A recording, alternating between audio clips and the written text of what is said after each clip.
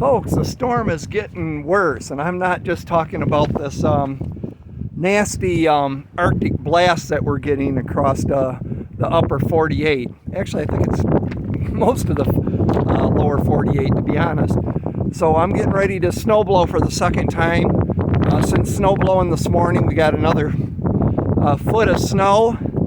But I hope you're preparing for the storm. And what I'm talking about is a World War III storm. So here's some news I want to share with you. Direct confrontation between Russia and NATO is a matter of weeks away, they believe. This is from a Russian news source. Several insiders reported that NATO had allegedly decided to officially enter the conflict with Russia on the side of Ukraine in the coming weeks or even days.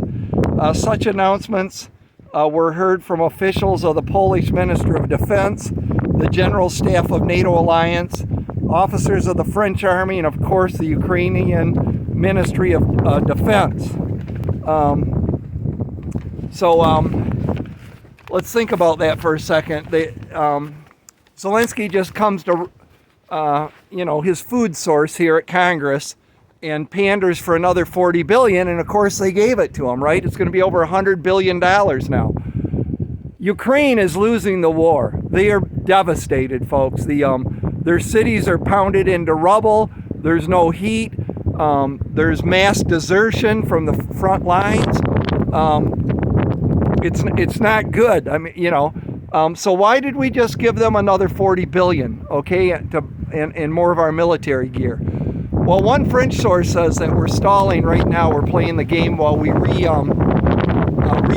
a lot of the arms that we've already wasted in this war.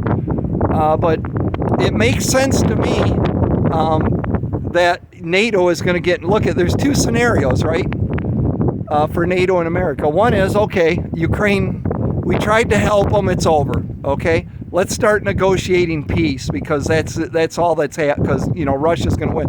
And look what they did to Russia. They took them out of the SWIFT system. They tried to embargo them on their oil, all that. Russia is cranking. Putin enjoys like a 70% approval rating, by the way. So everything we did and all we did was unite our enemies, okay? China and Russia are getting along. They're in bed, the whole dooms team, Dark Order of Malign seeking to eradicate America is forming because of Biden, and they're meddling where they shouldn't have been meddling. So option one is they should be negotiating peace. They shouldn't have given them the $40 billion or $50 billion or whatever the hell the number will end up being. They should have said, no, we're not going to give you that money. Well, we'll help you rebuild, because that's what we do. I mean, we don't have any money. We don't spend any money fixing the, look at some of our inner cities. They're just terrible. They look like they were bombed. We won't spend any money in here in America, but, anywhere else in the country by all means, or in the world, I should say. So anyways, but they didn't do that. They gave them the money. Because they could have used that as a negotiating card. Said, you're going to go make peace with Russia. We're going to work out a deal. And then this money you will get once there's a peace deal. But no, let's march forward to World War III. So the other scenario, if it's not going to be peace, is it's going to be, let's go to war with Russia. Let's send NATO troops into Ukraine. So I think there's maybe some truth to this story. So that's it, guys. I'm going to get out. Let's see if I can give you a little, hope you can see that. So yeah, I like a blizzard. Let her snow. The wood stove's cranking. It's like 76 degrees in the house. So I'm going to hop on the tractor again and clean this mess up. I'll probably have to snow blow one more time today. It'll be 3 times today. Let me know how it's going in your part of the world, and give me your thoughts in the comments down below.